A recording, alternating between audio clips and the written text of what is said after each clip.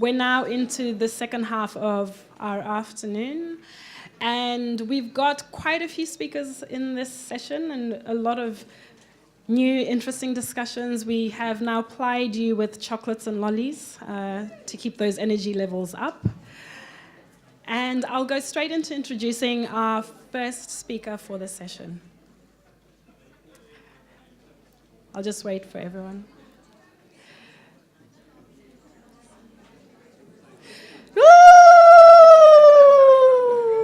I really didn't want to do it again, but okay, we're back. And I could read you Terry's bio, Terry Simpson's bio, but I went to have a chat with him and he was really lovely. I said to him, Terry, what is your fondest childhood memory? And he said to me, I remember growing up in Queensland. We used to go to the beach all the time. And we used to ride our bikes as far as they could take us. Not like today, where a child's circle of, like, the radius in which they can play and be safe is a lot smaller. So I really enjoyed just how much his face lit up as he was sharing these beautiful memories of neighbours climbing the fence over to play backyard cricket. So Terry's bio is in the program, and it's also online. Terry has worked in the fields of child protection, corrections, and disability services. He explores some of the common reasons that policies fail to get traction on the ground and proposes an approach to policy development that incorporates the building blocks for successful implementation within the policy development process. Please welcome Terry Simpson to the stage.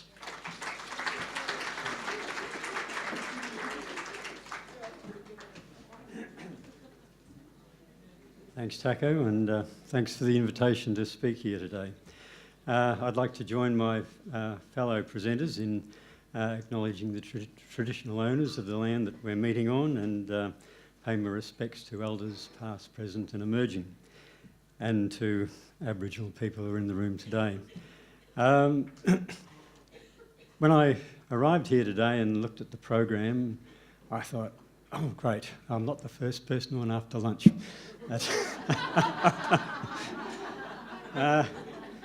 But we'll deal with that. Now, I come here not as an expert in trauma-informed practice, nor in aviation, as the title might suggest, although I do have a son who's an aircraft maintenance engineer, and it's his job to ensure that the planes that we get on are safe to fly and will get us safely to our destination. So a pretty important job, and I'm sure the fact of his mild OCD is probably a good thing in his occupation. But in talking to Stephen about flying planes, he's often said to me, look, flying is pretty straightforward. It's not hard to learn to fly. The hard part is landing. And that's the really difficult bit. And it got me to thinking, can you imagine taking a plane up in the air with no idea how you're going to land it? And if we heard of someone who did that, we'd think, that's pretty dumb, isn't it? Why on earth would you do that? But we often do that with policy. We develop policy, we get it signed off, we get it announced, so the policy's flying. And then we think about how we're going to start to implement it, which is often the undoing of that in practice. Now, somebody managing the slides, because I don't have a tool to, but next one. Thank you. First of all, my apologies to Howard for the dot points. But yeah, some of my thoughts on why policies fail at implementation. Firstly, some of them are a bad idea. Now, sometimes that's our own idea, sometimes it's one that's imposed on us. If I worked many years in government, I understand that, but we make the best of that. It can be sometimes the policy, the idea itself may have been good, but it's been poorly researched. and lacking evidence. And you often get that with people coming around trying to sell you their solutions to what your problems might be, that often those solutions have been put together with very little research and evidence. There can be a lack of clarity about the vision and outcomes that you're looking to achieve. This can happen particularly where the focus is on the program rather than how it will achieve its intended outcomes. And I guess I've seen a lot of this in it's been a long time around the traps, you can see that. That often it may be a minister, it may be a CEO, maybe someone else goes off somewhere and sees this great program working really well somewhere else. And that program is a good idea, it was well researched, there's good evidence to support it. But the thought is we've got to have one of them here. So something that was designed and developed for someone else, somewhere else, in a different set of circumstances, gets picked up and put into a different environment, and the focus is on, this UBU program, rather than, now what are we really trying to achieve out here, and for whom, and what's the best way to achieve those outcomes in this situation, and what's the evidence to back up that. It can be that what's developed isn't what people wanted. Very early in my career in far north Queensland, I remember in an Aboriginal community on Cape York, the people were living in sort of shanties and fairly poor accommodation, and the government decided to do a really good thing for them and built houses. And so they built a whole lot of houses that everyone refused to move into. The reason the houses that were built were not of a design that at all suited their lifestyles. The placement of the houses in relation to one another paid no attention to the different kinship relationships and who's allowed to be close to who and all of those things. So the people stayed living in their shanties on the ground and the houses remained vacant. An important reminder to us all that was mid-1970s, so, a long time ago, but I think we still sometimes make those sorts of mistakes of not talking to the people for whom a program or a policy is designed. The fifth reason can be that implementation's rushed. Okay, we've done all the good work. You may have a program that is really well suited to achieve what it's intended to achieve for the population, but we're in too much of a hurry. A recent example of that was the initial trial site implementations of the National Disability Insurance Scheme that was described by PricewaterhouseCoopers in their first report on that as like building a plane while it's in the air, just to keep the aviation theme going. But again, that was an example of too much thinking being done on the run because not enough time, not enough planning was allowed before going into implementation. Ineffective change, leadership and communication is often a really important reason that a policy is developed and signed off by an organisation, but the level of commitment to it from the top down is lukewarm. So there's no great imperatives around it, and the leadership isn't occurring from those who should be providing leadership. So it bubbles along but never really gets traction because perhaps the organisation was never really serious about it. And finally, and very importantly, that often those charged with implementation are involved far too late.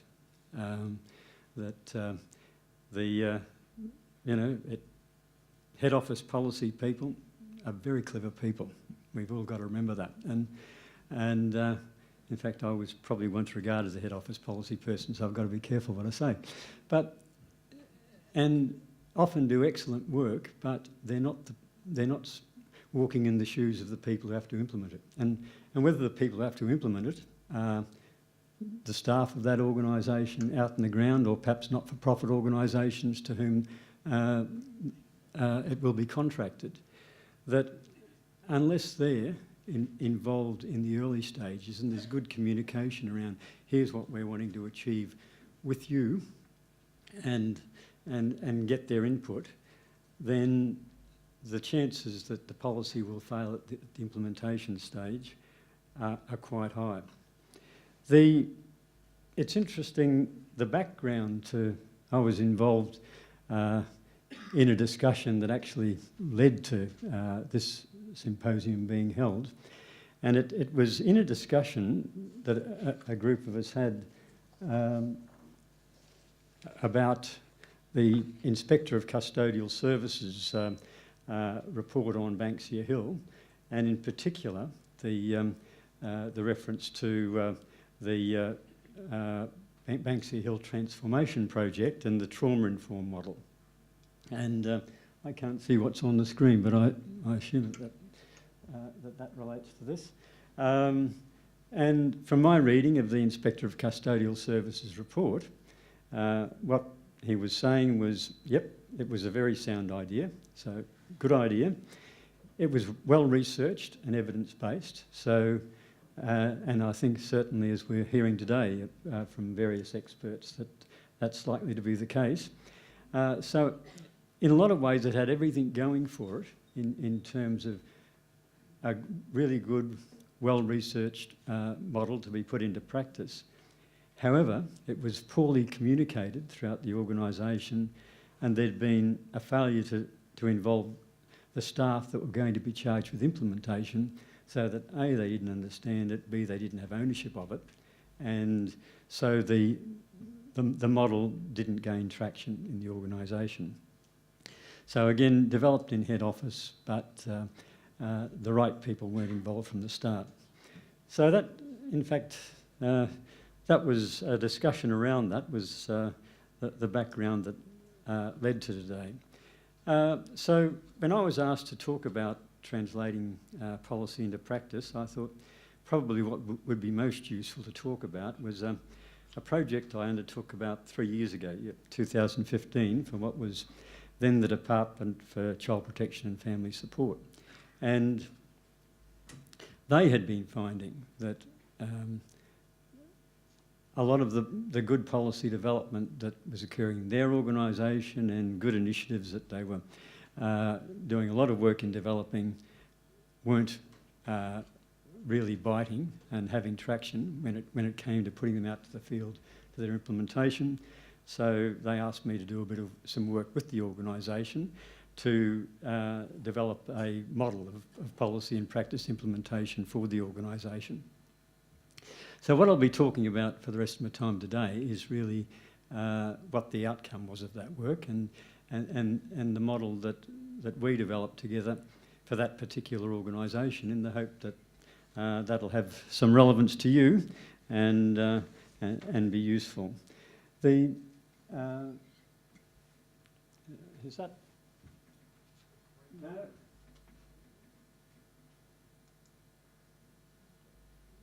Hang on. Right. Is there a way of getting the presentation on this screen so I can see what's there?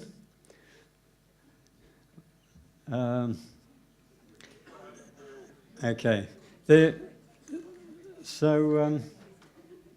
First of all, we developed 6 principles for policy and practice implementation.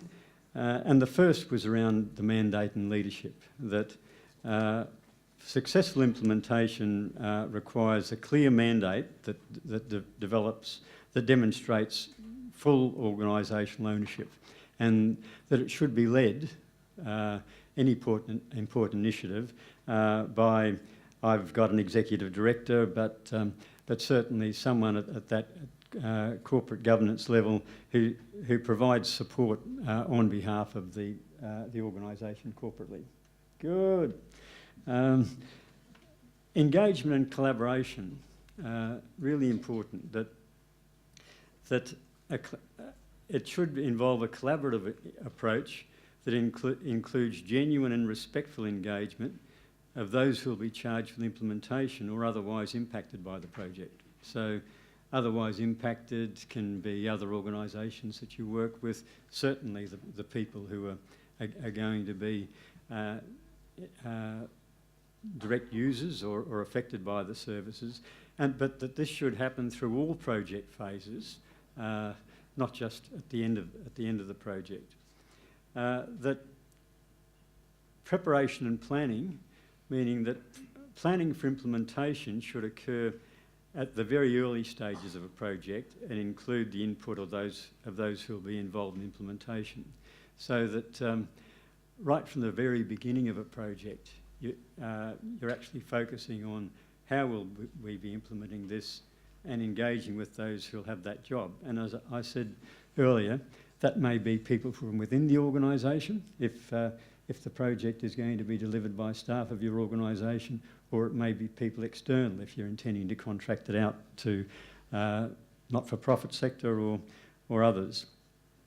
A focus on outcomes and equity, that the rationale for the project, including how it will contribute to better and equitable outcomes for children and families across a range of diverse backgrounds, should be clearly communicated to all and be the overriding focus of project activity.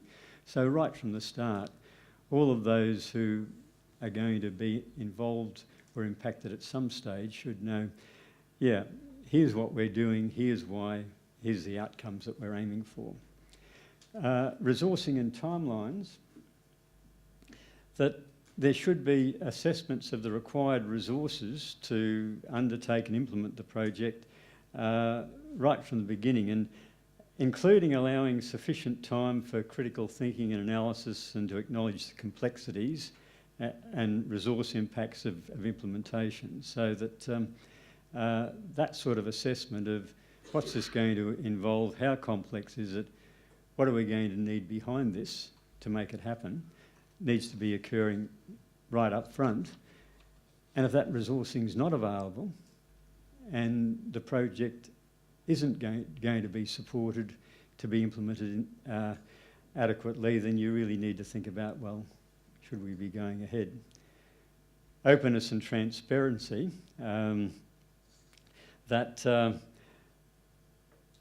if you're looking for widespread support for implementation, that's most likely to occur in projects that have been characterised by openness and transparency at all stages of their development and implementation. So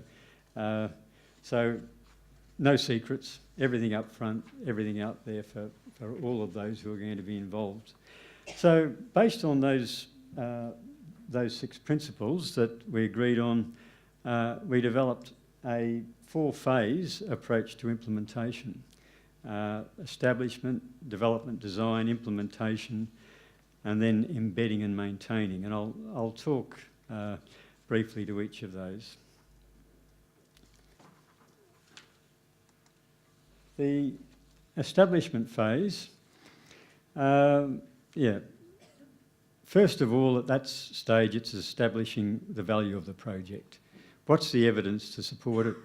How can we be sure that by undertaking this work, we're going to achieve these outcomes for this group of people who are the target group for whatever the policy might be. Project governance. What are the structures that we're going to set up around this to ensure that it's kept on track, that the right people are involved at the right stages, that it continues to have the support of the organisation, and that we're likely to meet the sorts of project deadlines that we're aiming for, or at least be in a position to know that we can't and revise them. Developing the project scope and plan. What will success look like, and how will we measure it? And you know, that might sound like a fairly basic question, but there have been many projects that I've seen go ahead with people having very little idea of. In fact, a big part of my work over the years since I left government and have worked as a consultant has been to go in and evaluate programs that have been set up in government agencies.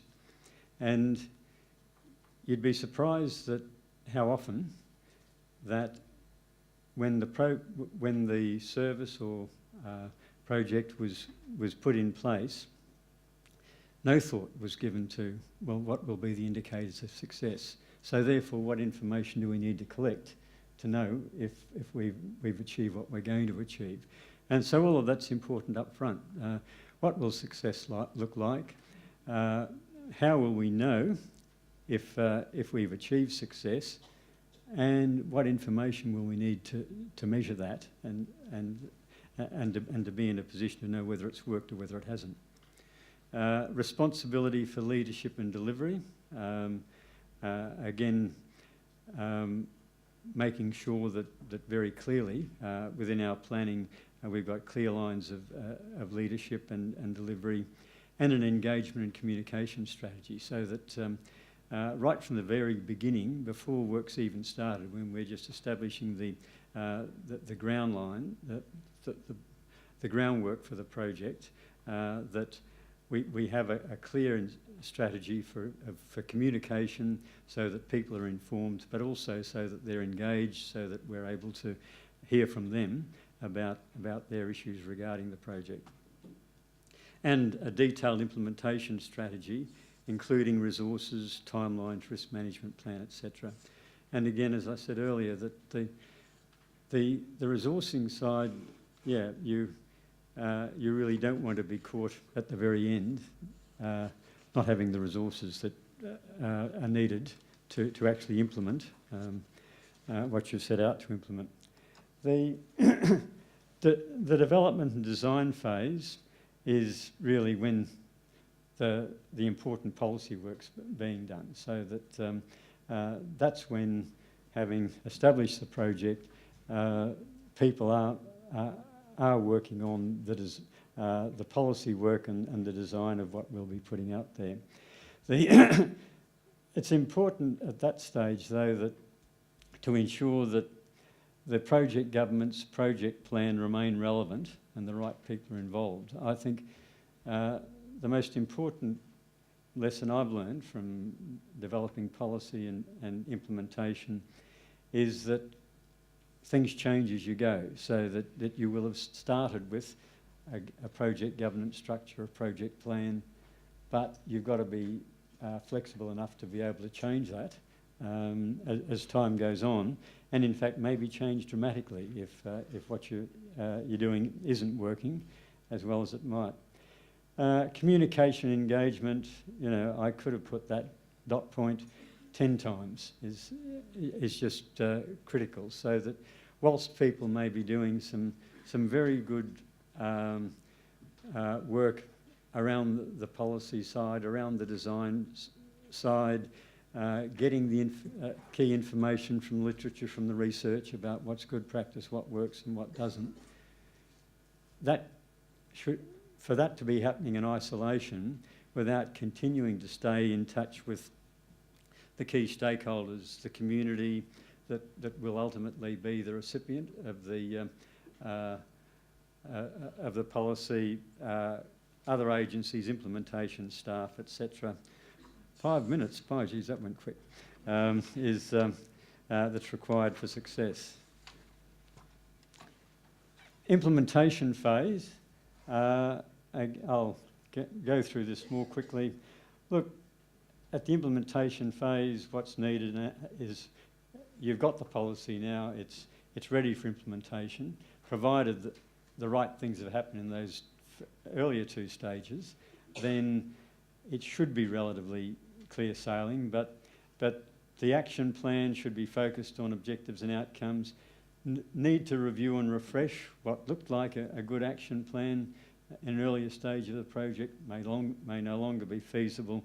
So you need to review and refresh timeframes, resources, re-engaging participants and stakeholders, communication, learning strategy, industrial relations issues, etc. Engaging leaders and partners for change.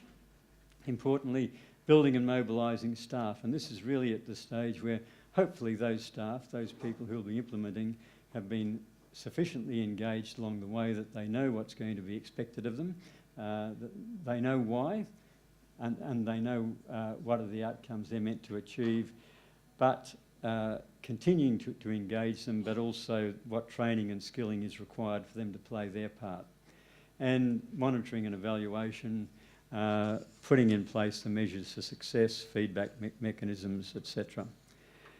The final phase, I think, is often it can often be the forgotten phase, and that's of embedding and maintaining. And implementation is often seen as finished when it's out there, it's in place, everybody's doing what they're meant to be doing, so we've finished, so we go on to the next challenge. And even if all that other good stuff has happened up to this point, it can still fail on that basis, because change leadership needs to continue beyond the initial implementation. There needs to be continuous learning not just by staff who will be delivering, but continuous learning by the organisation, because experience may well tell that the way we initially implemented hasn't quite worked. So we need to be completely open to being flexible and changing that. Some of your organisational systems and structures may need to be adjusted to support the changes, because you're doing something different to what you're doing before. Reporting, monitoring, evaluation, I don't need to tell you about, but important that be occurring.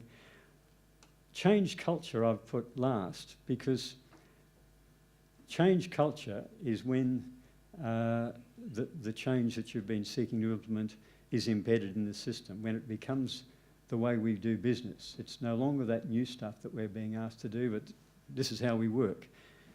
That's at the point that the implementation is complete, when you've achieved that change in culture. So, in summary, it's not really all that complicated. I think important. It's not. It's no more difficult than landing a plane, but which I've never done. But the important thing is that right at the start of planning a project, policy development, to be planning implementation. So you don't wait until the policy's flying, and you're engaging with the right people, so that by the time you get to implementation, everybody who needs to play their part is prepared, know what's expected of them, and are ready to play their part. So engage continuously and have a collaborative approach. And I think most importantly, and I think this applies to all of us in every situation that we work in, recognise that knowledge and wisdom aren't centralised, that each of us holds some of the knowledge and some of the wisdom that's based on our experiences and where we happen to be standing at the moment and what we see from where we are. Every other person whose knowledge experiences are somewhat different to ours, who are viewing the world from a different place, will have some knowledge and wisdom to add to that. And I think if we carry that philosophy through our work of developing policy and initiatives, then we'll put ourselves in a far better position to successfully implementing the good work that we've done. So thank you. It's been a pleasure to be here.